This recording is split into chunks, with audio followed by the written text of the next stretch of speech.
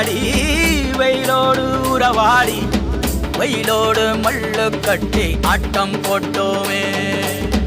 எண்டூரு நெறிவூரு கருவேலங்காட்டோரம் தட்டான சுத்தி சுத்தி வட்டம் போட்டோமே.